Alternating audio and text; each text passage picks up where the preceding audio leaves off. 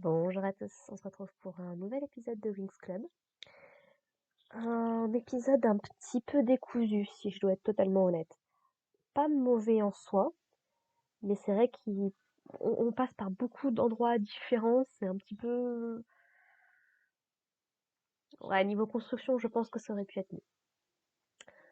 Donc on va commencer avec les Wings, qui du coup, suite à l'attaque des Trix sur Alphea et sur la Fontaine Rouge, Faragonda décide d'envoyer les Wings sur Domino, dans l'espoir peut-être que Bloom puisse trouver quelque chose pour l'aider à retrouver la flamme du dragon, d'une manière ou d'une autre, dans le palais du coup de Domino, chez elle quoi.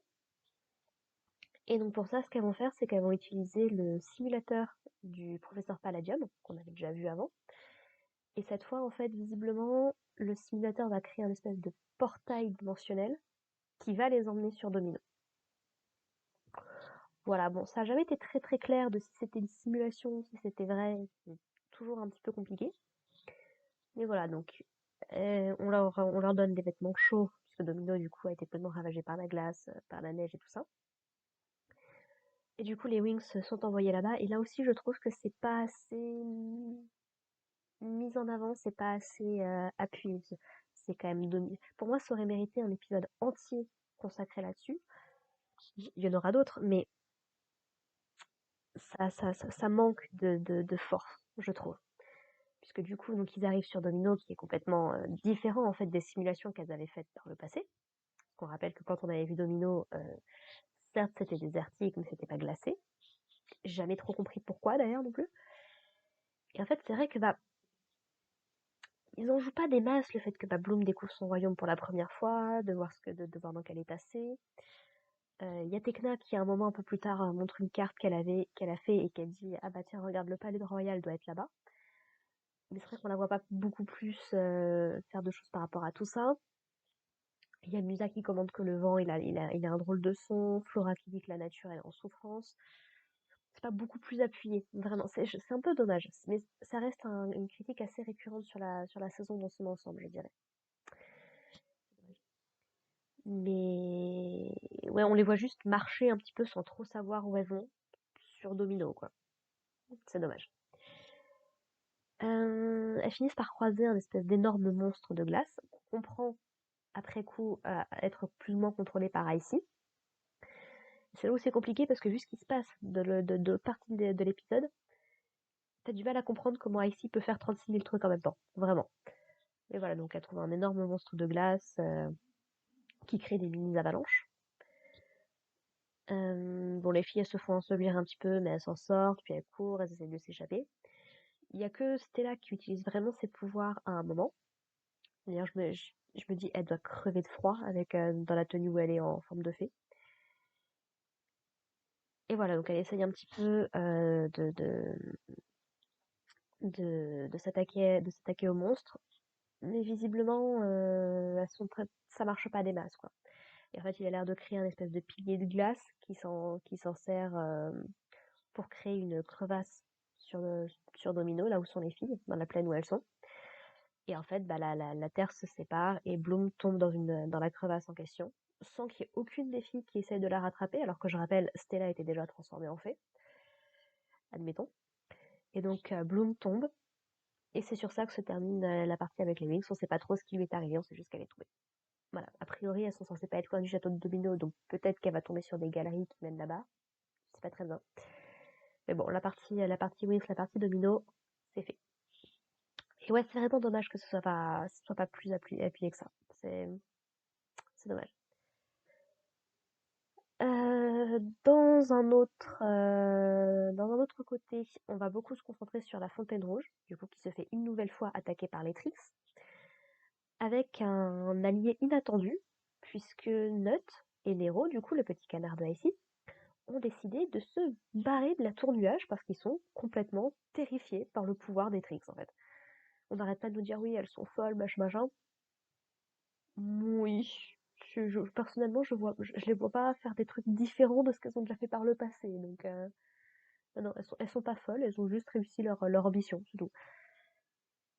Au début de l'épisode, Saladin et Alphea, pendant que les Trix s'adresse à eux. J'ai pas trop compris pourquoi, puisqu'il était à la Fontaine Rouge juste avant, quand il y avait eu l'attaque, et il y retourne juste après.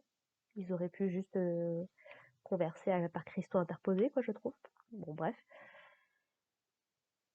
Et donc, du coup, les Trix attaquent de nouveau la Fontaine Rouge, avec la même technique. Pour l'instant, rien de bien différent.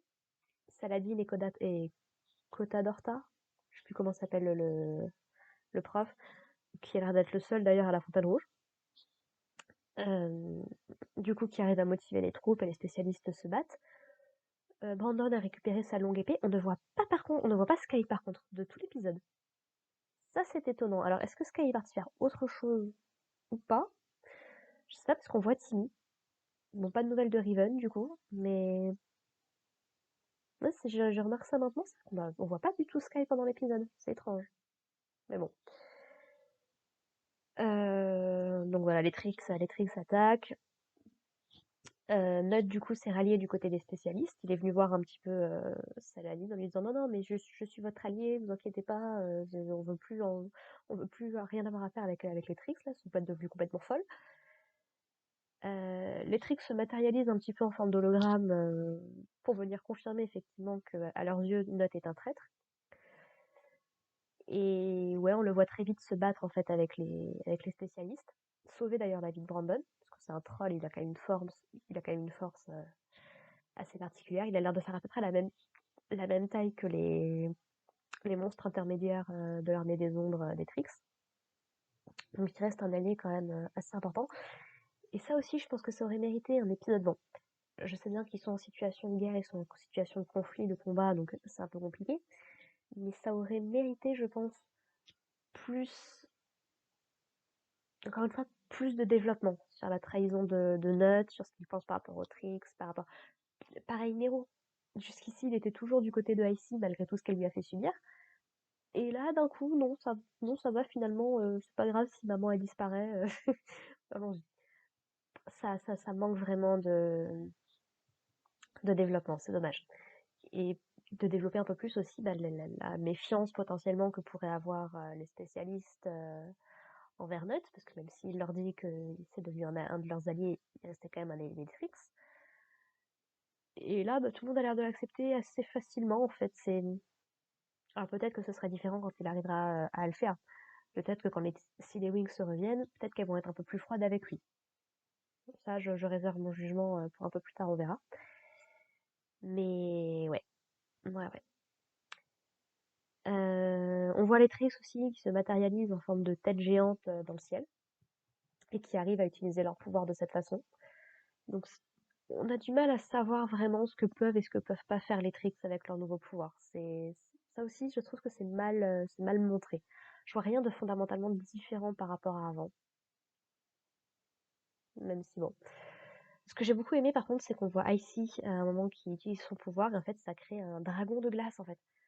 J'ai trouvé ça vachement stylé le côté on reprend la flamme du dragon mais euh, modifié, corrompu par le pouvoir des Trix en fait.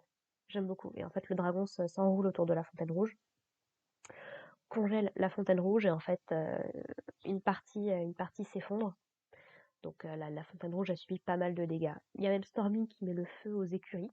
Donc les dragons font tout ce qu'ils peuvent pour essayer de s'enfuir. On voit pas énormément de dragons, donc on sait pas s'ils sont que 4 ou s'il y en a un peu plus. Mais voilà, les spécialistes peuvent pas faire grand chose par rapport aux dragons. C'est à la fin, ils finissent par se casser en laissant les dragons faire un petit peu leur vie. Donc, bon, qu'est-il advenu des dragons, je sais pas trop.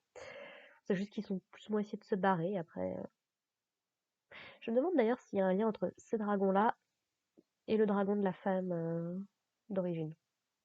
Je sais pas si c'est un truc développé dans la série, mais ça aurait été intéressant. Donc voilà. Est-ce que j'ai autre chose à rajouter? On voit un petit peu Saladin se battre. En tout cas, Saladin utiliser les pouvoirs. Parce qu'on savait que les fées et les sorcières avaient des pouvoirs magiques. Mais les spécialistes, jusqu'ici, on n'avait pas vu grand-chose, quoi. C'est plus des soldats qu'autre chose. Mais là, on voit Saladin, du coup, qui utilise ses pouvoirs, alors pour essayer de gérer les monstres, de les empêcher d'arriver, ou pour protéger les spécialistes. Mais ça sert pas à grand-chose face au pouvoir des Trix, donc ils sont obligés de battre en retraite. Voilà, mais c'était quand même cool de voir Saladin un petit peu avoir un petit peu d'importance quand même. Et du coup, ouais, ça pose la question parce qu'on a toujours vu des fées ou des tricks, donc des les femmes, on a pour l'instant encore jamais vu, à part Saladin, des hommes avec des pouvoirs magiques. Donc je sais pas jusqu'à quel point c'est important, c'est développé dans cet univers-là. Mais bon. Et du coup, donc les spécialistes battent en retraite avec leur vaisseau et vont se réfugier à Alphéa, où ils sont accueillis bien évidemment par Faragonda qui leur dit bon, on va vous aider à vous installer, vous inquiétez pas. Voilà. Par contre, Faragonda me fait beaucoup rire parce qu'elle dit oui, ça va être une guerre qui va durer longtemps et tout. Je me dis, si en un assaut ils ont réussi à se débarrasser de la Fontaine Rouge, je sais bien que vous êtes plus nombreux là maintenant, mais ça va être compliqué, elle fait quand même de se défendre. Je suis désolée, je veux pas être négative ni quoi, mais tu m'as l'air un petit peu trop optimiste quand même, Faragonda là pour le coup. Mais bon. Et donc du coup, voilà, c'est comme ça que se termine un petit peu l'épisode avec les tricks qui promettent du coup de d'attaquer. On sait bien qu'elles ont plus qu'elles ont plus la haine contre les fées que réellement contre les spécialistes, mais voilà. A priori, le prochain assaut, c'est Alphéa qui va en prendre pour son grade. On verra bien où ça nous mène. Voilà, bah écoutez, une review un peu plus courte que d'habitude, mais j'ai pas grand chose à dire sur cet épisode. Encore une fois, à part le fait qu'on change beaucoup d'endroits dans cet épisode-là. On a d'ailleurs énormément de, d'images des différentes écoles, avec leur musique plus ou moins respective et tout.